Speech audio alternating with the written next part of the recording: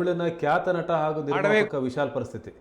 ಹೌದು, ಸದ್ಯ ಅವರನ್ನ ಚೆನ್ನೈನ ಅಪೋಲೋ ಆಸ್ಪತ್ರೆಗೆ ದಾಖಲಿಸಲಾಗಿದೆ.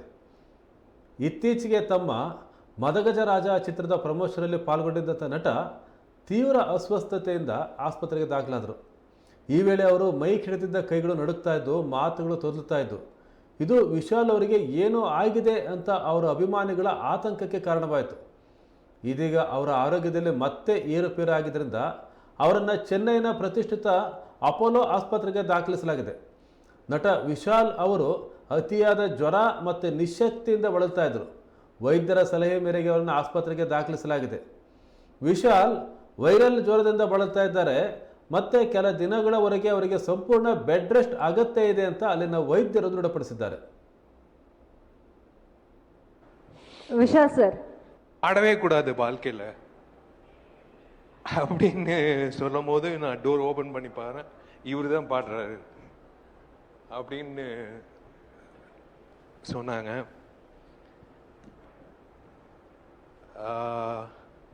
விஷால் சார் ஆடவே கூடாது வாழ்க்கையில் அப்படின்னு சொல்லும் போது நான் டோர் ஓப்பன் பண்ணி பாறேன் அப்படின்னு சொன்னாங்க.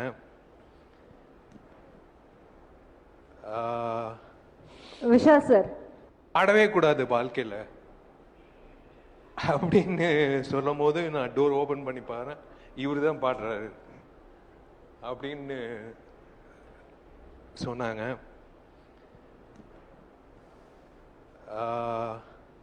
விஷால் சார் ஆடவே கூடாது வாழ்க்கையில் அப்படின்னு சொல்லும் போது நான் டோர் ஓப்பன் பண்ணி பாறேன், இவரு தான் பாடுறாரு அப்படின்னு சொன்னாங்க.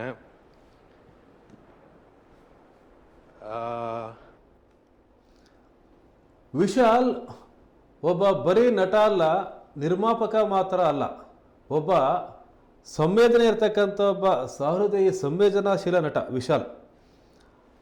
ವಿಶಾಲ್ ಅವರು ನಿಮಗೆ ನೆನಪಿರ್ಬೋದು, ಪುನೀತ್ ರಾಜ್ಕುಮಾರ್ ಅಪ್ಪು ನಿಧನರಾದ ಸಂದರ್ಭದಲ್ಲಿ ವಿಶಾಲ್ ಒಂದು ನಿರ್ಧಾರವನ್ನು ಮಾಡ್ತಾರೆ.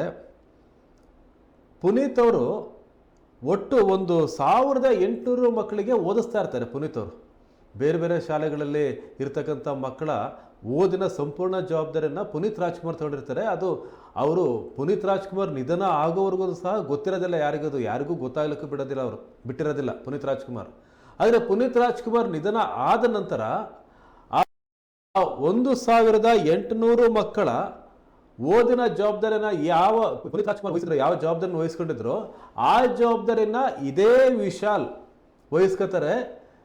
ಪುನೀತ್ ವಹಿಸ್ಕೊಂಡಂಥ ಜವಾಬ್ದಾರಿನ ವಹಿಸ್ಕೊಂಡು ಏನು 1800 ಮಕ್ಕಳಿದ್ರಲ್ಲ, ಆ 1800 ಮಕ್ಕಳನ್ನು ಓದಿಸುವಂಥ ಕೆಲಸವನ್ನು ವಿಶಾಲ್ ಮಾಡ್ತಾರೆ.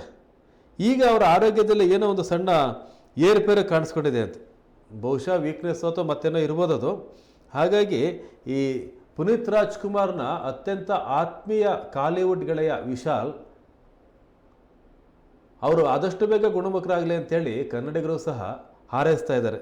ಕನ್ನಡಿಗರ ಮನಗೆದ್ದಂಥ ಪುನೀತ್ ಆತ್ಮೀಯ ಗೆಳೆಯ ವಿಶಾಲ್ ಅವರ ಆರೋಗ್ಯದ ಪರಿಸ್ಥಿತಿ ಏನಿದೆ ಆದಷ್ಟು ಬೇಗ ಸುಧಾರಿಸಿ ಅವರು ಹೊರಗೆ ಬಂದು ಸಿನಿಮಾಗಳನ್ನು ಮಾಡಲಿ, ಸಮಾಜ ಸೇವೆಯನ್ನು ಮಾಡಲಿ, ಜನರ ಜೊತೆಗೆ ನಿಲ್ಲಿ ಅಂತ ಕರ್ನಾಟಕದ ಜನ ಸಹ ಹಾರೈಸ್ತಾ ಇದ್ದಾರೆ.